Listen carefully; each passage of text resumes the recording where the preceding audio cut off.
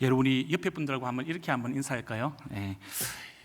주님은 우리의 선한 목자이십니다. 아멘이십니까? 네, 아멘입니다. 우리 한 번 더 인사했으면 좋겠습니다. 선한 목자 되신 주님은 우리와 항상 함께 하십니다.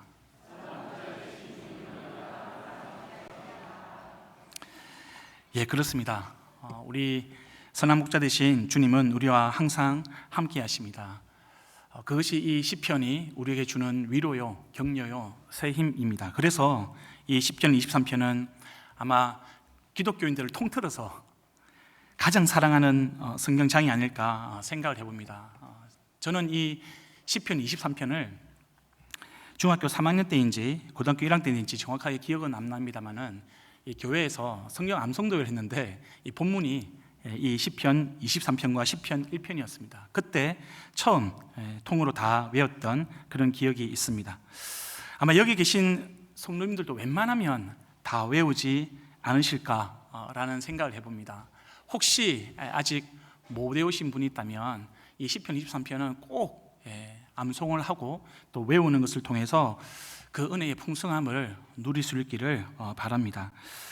여러분, 제가 지금 우리가 방금 읽은 이 번역은 새 번역이거든요.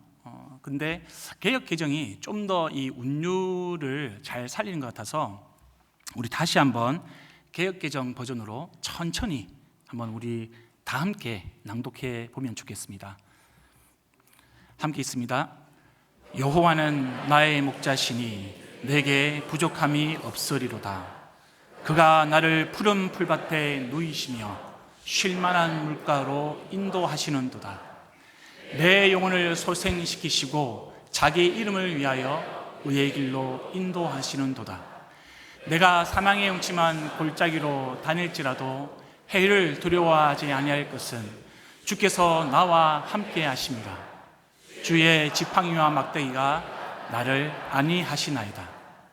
주께서 내 원수의 목전에서 내게 상을 차리시고 기름으로 내 머리에 부으셨으니 내 잔이 넘치나이다. 내 평생의 선하심과 인자하심이 반드시 나를 따르리니 내가 여호와의 집에 영원히 살리로다. 아멘. 예, 여러분, 저도 이 시편 23편을 참 사랑합니다. 평소에도 좋아했지만 왜냐하면 이 시편을 암송했을 10대 시절에 제가 제 인생 가운데 신앙적으로나 생활적인 면에서 가장 힘든 시기였기 때문에 그렇습니다. 비록 어린 나이였지만 참 치열하게 신앙을 지키기 위해서, 믿음을 지키기 위해서 애쓰고 수고했던 그런 기억들이 있습니다. 당시에 부모님이 저에게 이겨내기 어려운 그런 상처를 주셨는데요. 그때 부모님에 대한 증오심, 미움 이런 것들이 극에 달했습니다. 아직 저희 부모님이 살아계시기 때문에 이 자리에서 그 내용을 다 말씀드리긴 곤란합니다만 당시에 제 삶은 아무것도 보이지 않는 그런 깜깜한 터널과 같았습니다. 그래서 이 시편 23편 이 내용 한 단어, 한 마디, 한 문장이 저에게 절절하게 다가왔습니다. 얼마나 은혜가 되고 큰 힘이 되었는지 모릅니다. 저는 이제 원래 외향적인 사람이고 밝은 편임에도 불구하고요, 그 당시에는 참 더 이상 살고 싶지 않다. 내 삶이 오늘까지였다면, 여기까지였다면 참 좋겠다. 이런 마음, 이런 생각을 가졌던 적도 있었습니다. 그래서 이 본문 3절에 새 힘이라는 단어가 나오지 않습니까? 개역개정으로는 내 영혼이 소생된다, 이렇게 표현을 하고 있는데, 그렇게 주님이 주시는 새 힘이 아니었다면 제가 그 터널을 아마 지나오지를 못하지 않았을까 생각을 합니다. 아마 여기에 계신 많은 분들도, 어쩌면 모든 분들이 저와 비슷한 마음, 비슷한 이유 때문에 이 시편을 사랑하고 좋아하지 않을까 생각을 합니다. 그래서 우리가 이 시편 23편을 암송하고 또 묵상하는 것 너무나 중요합니다. 그 묵상과 또 그 암송할 때에 더 큰 은혜를 받기 위해서 우리가 한 절 한 절씩 한번 내용을 살펴보면 좋겠습니다. 여러분 1절은 주님은 나의 목자시니 내가 부족함이 없습니다. 이렇게 시작을 하고 있습니다. 여러분 아멘이십니까? 네, 아멘입니다. 여기서 부족함이라고 하는 단어가 어떤 의미를 가지고 있을까? 네, 결핍이 되어 있는 상태를 의미하는 거겠죠. 여러분 의문이 생기지 않습니까? 저는 의문이 생겼습니다. 어떤 의문이냐? 다윗의 인생이 정말 결핍과 부족함이 없었을까라는 거죠. 제가 아는 다윗은 심각한 결핍이 있었습니다. 부족함이 큰 사람이었습니다. 여러분 시편 22편, 우리 앞에 있는 시편, 그 다윗이 쓴 시인데요, 그 시만 봐도 이 다윗은 부족함, 그 결핍을 여러 차례 경험했다는 것을 우리가 알 수 있습니다. 시편 22편 1절과 2절 한번 보겠습니다. 나의 하나님 어찌하여 나를 버리십니까? 어찌하여 그리 멀리 계셔서 살려달라고 울부짖는 나의 간구를 듣지 아니하십니까? 나의 하나님 온종일 불러도 대답하지 않으시고 밤새도록 부르짖어도 모르는 채 하십니다. 이것이 다윗의 마음이었습니다. 22편 전체를 보시면 여러분 그 다윗이 사람들의 비방, 조롱, 재난, 절망, 버림받음, 포로, 기력의 소진, 악인의 공격, 원수의 칼, 개가 물어뜯고 사자의 입이 자기를 삼키는 그런 경험을 했다고 고백을 하고 있습니다. 또 25편은 어떻게 기록을 하고 있을까요? 25편 7절입니다. 내가 젊은 시절에 지은 죄와 반역을 기억하지 마시고 주님의 자비로우심과 선하심으로 나를 기억하여 주십시오. 그러니까 지은 죄가 크다는 것 아는 겁니다.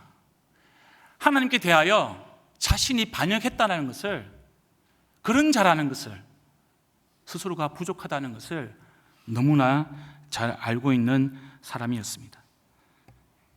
그래서 시편을 보시면 다윗은 이런 자신의 부족함과 결핍을 토로하고 주님께 울부짖는 기도가 참 많이 있습니다. 실질적으로 여러분 그 사람은, 다윗은 충성하는 부하를 살인하는 사람이었습니다. 그 부하의 부인을 성폭행했고요, 밧세바와 자신의 사이에 난 자녀가 중병으로 죽습니다. 그리고 그는 하나님께서 싫어하는 인구조사를 했습니다. 이것 때문에 이스라엘 백성이 몇 명이 죽었습니까? 7만 명입니다. 여러분 7만 명. 7만 명이 이 다윗 때문에 목숨을 잃게 되었습니다. 그뿐입니까? 가정사는 또 어떻습니까? 첫째 아들은 이복 여동생을 성폭행합니다. 이것을 본 셋째 아들 압살롬이 그 형을 죽여버립니다. 그리고 이 압살롬은 또 나중에 아버지에게 반역을 일으키다가 또 목숨을 잃습니다. 넷째 아들이 있었는데요, 이 넷째 아들도 왕권을 탐내다가 솔로몬 왕에게 죽임을 당합니다. 다윗은 자기가 모시던 사울 왕에게도 여러 차례 죽을 뻔했습니다. 신하에게 배신을 당했습니다. 말씀드린 것처럼 반역한 아들에게 쫓겨가지고요, 유리방황하는 그런 시절을 오랫동안 보내야만 했습니다. 이것이 다윗의 인생입니다. 그런데 이런 다윗이 지금 주님은 나의 목자시니 내가 부족함이 없습니다 라고 고백하고 있는 거죠. 그러니까 이런 1절의 뉘앙스, 이렇게 고백하는 다윗의 마음은 정말 내가 모든 것을 다 가졌기 때문에 부족함이 하나도 없습니다, 이런 뉘앙스가 아니고요, 나는 연약합니다, 나는 죄인입니다, 나는 부족함 투성입니다, 나는 애매히 고통을 당하고 고난을 당하고 배신과 눈물에 고통스럽습니다. 그런데 주님께서 나의 목자이시기 때문에 나는 더 이상 원하는 것이 없습니다. 나는 주님 한 분만으로 충분합니다. 지금 이 고백이 다윗의 고백이요, 이 선언이 다윗의 영적인 선포인 것이죠. 여러분 이 다윗의 신앙 고백, 이 고백이 하나님의 백성, 그리스도인으로서의 우리의 정체성과도 직결되고 있다는 것을 우리가 유념해야 합니다. 관련해서 여러분, 제가 몇 가지 확인 질문을 좀 드리고 싶습니다. 우리가 시편 23편을 정말 사랑합니다. 좋아합니다. 그런데 여러분, 저와 여러분의 삶 속에서 진정으로 하나님이 우리의 목자가 되어 있습니까? 혹시 저와 여러분이 스스로 그 자리에 앉아있지는 않습니까? 정말로 오직 예수님 한 분만이라면 내 인생이 족하다, 그런 고백이 터져 나오십니까? 혹은 입술로는 예수님만으로 충분하고 하면서 실제로는 남들보다 못 가져서, 아니 남들만큼 내가 누리지 못해서 속상하고 좌절하고 마음 아파하고 있지 않습니까? 세상적으로 내세울 성공이 없어서 그냥 주눅들고 내가 실패한 것 같고 나는 루즈라고 생각하면서 믿음이 흔들리고 있지는 않습니까? 혹시 예수님보다 안정적인 수입, 똘똘한 집 한 채, 잘 준비되고 있는 노후, 그런 것들이 우리의 만족감, 저와 여러분의 만족감을 채워주는 것은 아닙니까? 만약 저와 여러분이 이런 충분함, 이런 만족감이 예수님이 아니라 내가 가지는 것, 내가 누리는 것, 이런 소유에 있다면 우리는 주님이 아니라 다른 것으로 우리의 목자 삼고 있을 수 있다는 것, 그것을 우리는 경각심을 가지고 한번 점검을 해보아야 하는 것이죠. 만약에 그렇다면 여러분, 그것은 성경이 명백하게 이야기해주고 있습니다. 우상이다. 그것은 우상이다. 사탄은 매일매일 더 가지는 것, 더 높아지는 것, 더 앞서가는 것, 이것을 통해서 자기가 예수님을 대신할 수 있다고 우리에게 속삭이고 시험을 합니다. 혹은 반대로 너는 안 돼, 남들보다 못 가졌어, 남들보다 떨어져, 남들보다 처져, 그것을 통해서 우리의 마음을 상하게 하고 좌절시켜서 그 빈자리, 그 빈 공간을 사탄이 우리의 마음을 차지하고 있는 것은 아닌지 우리는 점검을 해보아야 하는 것이죠. 더 가지고 덜 가지고, 성공하고 실패하고, 고난이 있고 없고, 병이 낫고 낫지 않고, 상처를 받고 안 받고, 이것 때문에 마귀가 예수님 대신 우리의 목자 되지 않기를 바랍니다. 우리가 원하고 우리가 고백하기를 원하는 것은 오직 예수님 한 분이면 족합니다. 이것이 저와 여러분의 신앙 고백이 되기를 원합니다. 오직 우리의 믿음이 주님만으로 만족합니다. 더 이상 내가 원하는 것은 없습니다. 이것을 우리의 진정한 믿음으로 고백하는 저와 여러분의 삶이 되기를 소망합니다. 여러분, 2절과 3절 보겠습니다. 나를 풀밭에 누이시며 쉴만한 물가로 인도하신다. 나에게 새 힘을 주시고 다윗의 이름을 위하여 바른 길로 나를 인도하신다. 이것이 지금 다윗이 2절과 3절을 통해서 고백하고 있는 내용입니다. 1절에서 여전히 주어는 주님입니다. 1절에 여러분, 하나님과 나와의 관계가 목자와 양이라는 그런 정체성과 관련된 부분이라면, 지금 2절과 3절은요, 나의 인생을 인도하시는 분, 나의 인생을 책임져 주시는 분은 오직 하나님밖에 없습니다. 그러니까 내가 내 인생의 핸들을 주님께 맡겨드립니다. 나는 오직 예수님만 따르겠습니다. 이것을 선언하는 믿음의 고백인 것입니다. 바꾸어 말하면 나는 나 스스로는 내 인생을 핸들링할 능력이 없습니다. 나는 부족합니다. 나는 연약합니다. 그래서 주님이 필요합니다. 그것도 간절하게 필요합니다. 그것도 반드시 필요합니다. 주님이 나의 목자가 되어 주셔야 합니다. 라는 그런 고백이 이 2절과 3절에 담겨져 있는 것이죠. 여러분, 그런데 이 왜 양이라는 동물이 목자에게 모든 것을 맡길 수밖에 없는 것인가? 왜 이렇게 연약한 그런 양을 예수님은, 또 성경은 우리에게 이야기해 주고 있는 것인가? 양이 가지고 있는 특성 때문에 그렇습니다.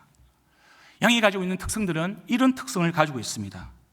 양은 시력이 나쁩니다. 그래서 눈앞에 뭔가 보이고 그것에 눈앞에 있으면, 움직이면 그걸 졸졸 따라다니는 그런 습관을 가지고 있습니다.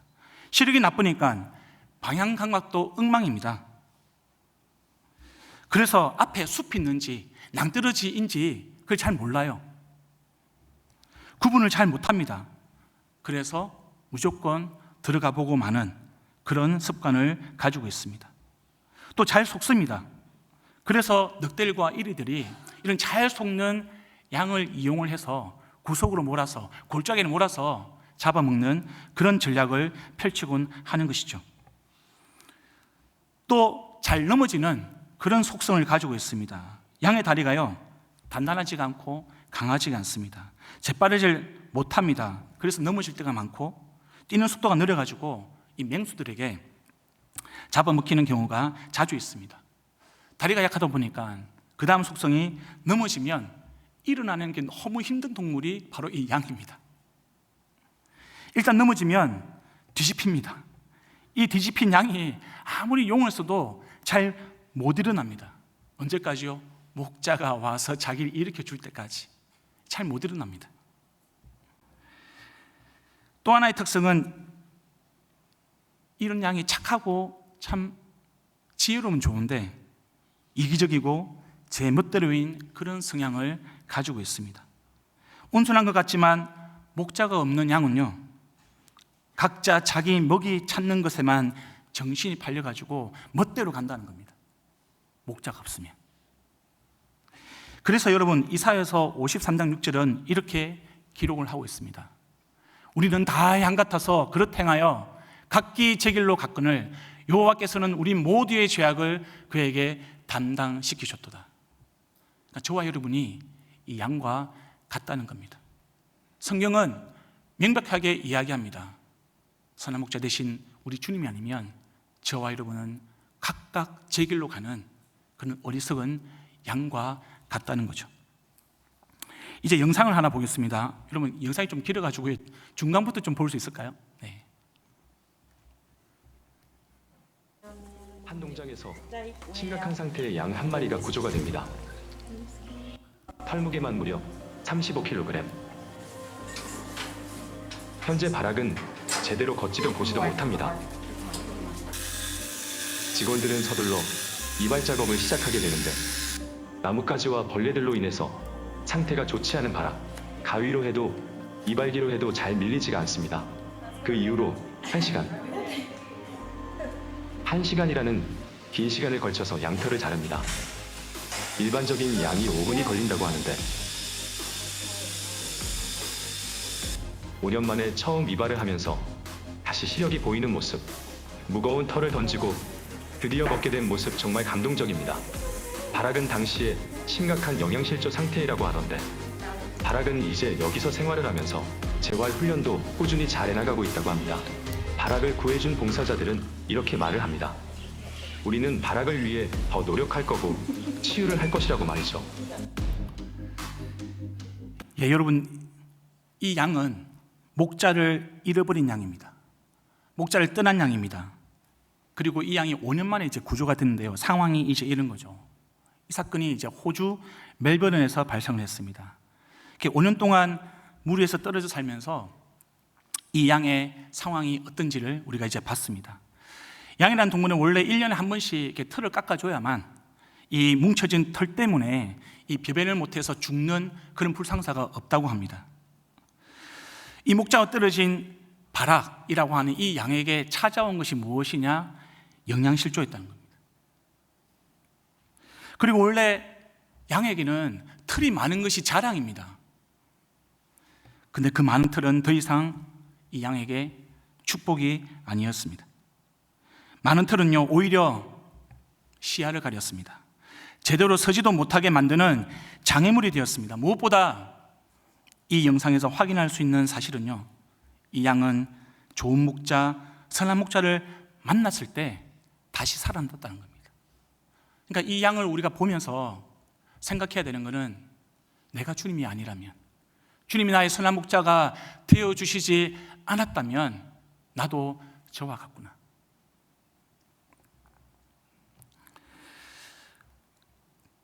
근데 성도 여러분, 이 양에 대해서 또 하나 우리가 살펴봐야 하는 것은 양이 잘하는 거 하나 있다는 거, 그것도 우리가 한번 살펴봐야 됩니다. 그게 뭐냐? 바로 듣는 겁니다. 듣는 거.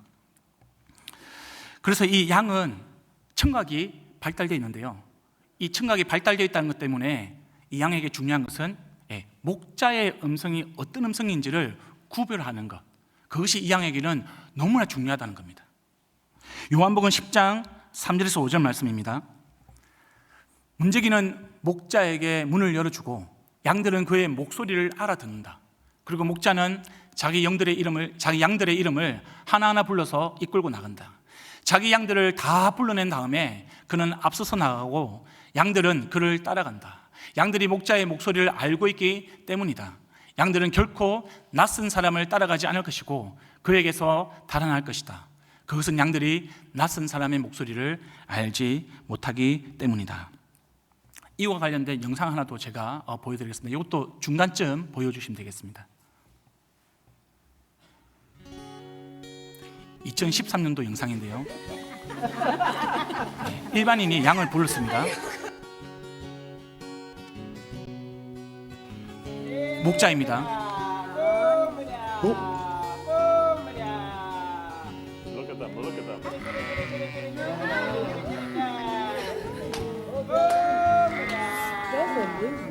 양들이 이제 목자의 소리를 듣고 반응하고 있습니다.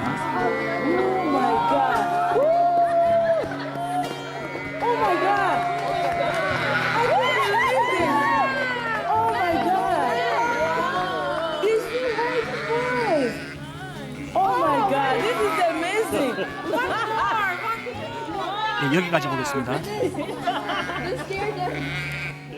네, 여러분, 이 영상 앞에 어떤 영상들이 있냐면 목자가 아닌 사람들이 와가지고 양을 부릅니다. 근데 양들이 반응하지 않습니다. 근데 오직 목자가 부를 때에 양들이 반응하고 목자에게로 이렇게 오는 장면이 바로 이 영상입니다. 그러니까 여러분, 주님과 우리가 목자와 양의 관계라고 우리가 이야기합니다. 그래서 우리에게 중요한 것은 주님의 음성에만 반응해야 하는 믿음인 거죠. 다른 사람, 다른 소리에 우리가 반응하고 그것이 목자인 것처럼 우리가 따라간다면 그건 잘못된 거죠. 그것은 목자와 양의 관계가 아닌 것입니다. 우리가 귀를 기울이고 우리가 따라가야 하는 그런 음성은 오직 선한 목자 대신 예수님의 음성, 우리를 부르시는 그 예수님에게만 우리가 반응해야 하는 것이죠. 그것이 지금 다윗이 우리에게 가르쳐주고 있는 믿음의 본질인 것입니다. 사랑하는 성도 여러분, 오직 주님의 음성만 알아듣는, 오직 주님의 음성에만 반응하는 저와 여러분 되기를 간절히 소망합니다. 여러분, 풀밭과 마실 물을 원하십니까? 다시 새 힘을 얻기를 원하십니까? 의의 길로 가기를 원하십니까? 그러나 우리가 목자 없이는, 예수님 없이는 우리는 결코 혼자서 절대로 갈 수가 없습니다. 오히려 길을 잃어버립니다. 우리가 혼자 나섰다가 우리에게 닥치는 결과는요, 아까 우리가 영상으로 봤던 그 양의 결과가 우리가 맞닥뜨리게 되는 현실이라는 겁니다. 우리에게는 신실하게 돌봐줄 목자가 반드시 필요합니다. 그래서 예수님 말씀하십니다. 요한복음 10장 14절입니다. 우리 함께 읽습니다. 나는 선한 목자이다. 나는 내 양들을 알고 내 양들은 나를 안다. 그것은 마치 아버지께서 나를 아시고 내가 아버지를 아는 것과 같다. 나는 양들을 위하여 내 목숨을 바란다. 여러분, 우리에게는 오직 예수님만이 우리의 목자라는 것을 선언하고 그 삶으로 살아가야 됩니다.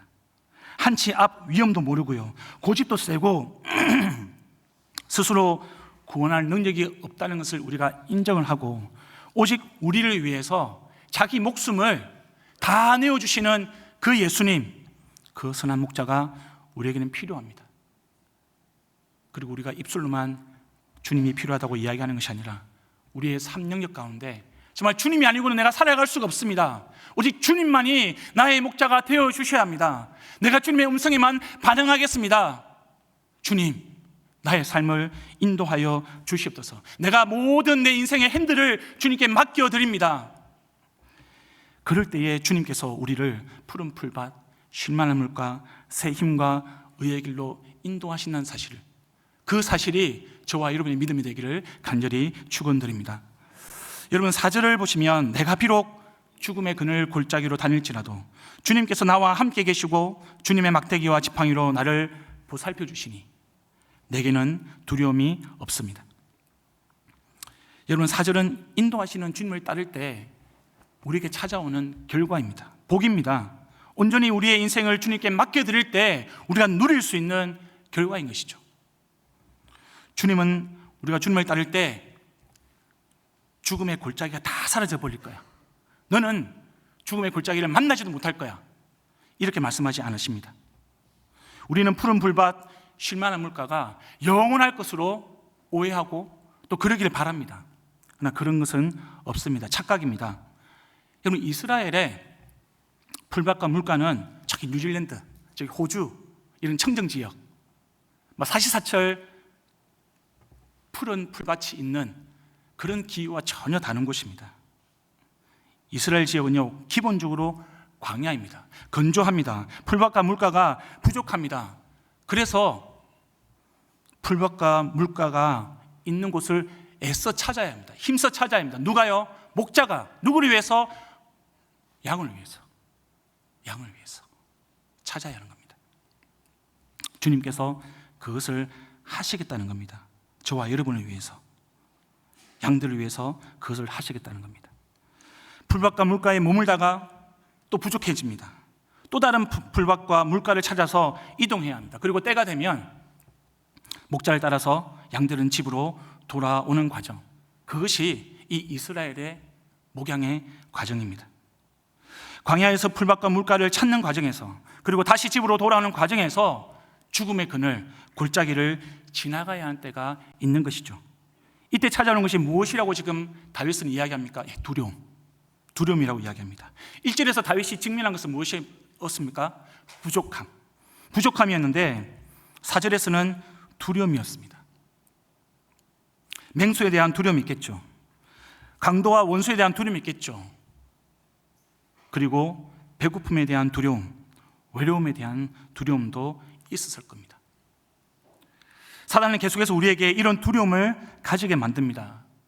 여러분, 우리가 기억해야 하는 것은 역설적으로 다윗은 이런 상황 가운데 자신과 함께 하시는 주님을 경험하고 있다는 사실입니다. 위험이 있습니다. 위기의 상황이 있습니다. 이것은 목자이신 주님과 내가 가까워지는 시간이라는 것을 기억해야 합니다. 나와 함께 계시는 주님을 경험하는 과정입니다. 나를 보호하시는 주님의 지팡이와 막대기를 내가 경험하고 내가 체험하는 시간, 바로 그 시간이 지금 죽음의 골짜기를 지나가는 시간이라는 것을 우리가 기억해야 하는 것입니다. 그리고 몰려왔던 두려움과 불안함이 사라지는 경험, 그 은혜를 지금 다윗이 노래하고 있는 것이죠. 사랑하는 성도 여러분, 지금 어떤 죽음의 그늘 골짜기를 지나가고 계십니까? 두려움과 불안함을 만드는 죽음의 그늘 골짜기가 어떤 것입니까? 경제적으로 어려운 상황 가운데 계십니까? 여러분이 세운 계획이 계속해서 실패하고 있습니까? 질병으로 인하여서 하루하루가 괴롭고 힘든 날들이 이어지고 있으십니까? 외로운 그런 시간 때문에 눈물 가운데 보내고 있지는 않습니까? 관계로 인한 상처, 자녀 때문에 마음이 어렵지는 않으십니까? 배우자 때문에 스트레스 받고, 배우자 때문에 삶의 소망이 사라져버리는 그런 상황 가운데 있지는 않으십니까? 사랑하는 성도 여러분, 주님이 우리의 선한 목자 되어주십니다. 목자 되시는 주님이 저와 여러분과 함께 하십니다. 주님께서 지금 함께 괴로워하겠다, 내가 함께 울겠다, 내가 함께 아파하겠다, 지금 주님이 그것을 말씀해 주고 있으십니다. 주님의 막대기와 지팡이가 저와 여러분을 보호해 주실 것입니다. 다시 새 힘을 주실 것입니다. 그리고 두려움을 사라지게 하는 은혜를 베풀어 주실 것입니다. 저와 여러분이 자기의 모든 것을 다 바쳐서 우리를 인도하고 도우시는 주님을 끝까지 믿고 의지하기를 주님의 이름으로 축원드립니다. 여러분, 선한 목자이신 예수님이 당신의 제자들에게도 이렇게 말씀하시는 것도 우리가 기억을 해야 합니다. 여러분, 마태복음 28장 19절부터 20절 말씀인데요. 그러므로 너희는 가서 모든 민족을 제자로 삼아서 아버지와 아들과 성령의 이름으로 세례를 주고 내가 너희에게 명령한 모든 것을 그들에게 가르쳐 지키게 하여라. 보아라, 내가 세상 끝날까지 항상 너희와 함께 있을 것이다. 여러분, 예수님의 이 명령이 어떤 것을 뜻할까요? 이것은 영혼 구원에서 제자 삼는 것, 이것이 바로 지금 다윗이 이야기하는 영혼을 풀밭과 물가로 인도하는 것이라는 것을 이야기하는 것입니다. 예수님의 이 지상 명령은요, 영혼이 소생시키는 것, 그리고 그 새 힘을 얻는 것, 그것이 바로 구원이라는 겁니다. 의의 길로 인도하는 것, 그것은 영혼군에서 제자 삼는 것이 바로 그것이라는 겁니다. 영혼군에서 제자 삼는 그 과정 가운데 우리는 죽음의 그늘 골짜기로 다니는 길을 만날 수 있습니다. 그 길 가운데 우리가 만나는 것은 두려움일 수 있고요, 불안함일 수 있습니다. 그래서 예수님이 제자들에게 명확하게 약속하셨습니다. 다윗에게 약속한 것과 똑같습니다. 여러분, 내가 세상 끝날까지 항상 너희와 함께 있을 것이다. 항상 내가 너희와 함께 있을 것이다. 항상 주님은 저와 여러분과 함께 하십니다. 그것이 주님께서 약속해 주신 겁니다. 제자들이 그 주님의 약속을 믿고 죽음의 그늘 골짜기를 지나서 복음을 땅끝까지 전했습니다.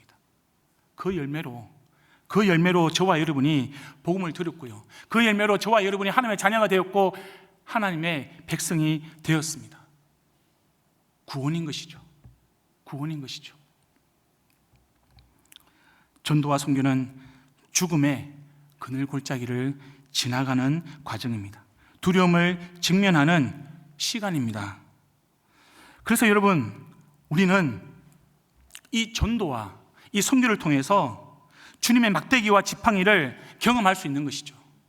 주님께서 죽음의 골짜기를 지나는 그 가운데서도 우리와 함께 하심을 우리가 이 전도와 선교를 통해서 경험하는 겁니다.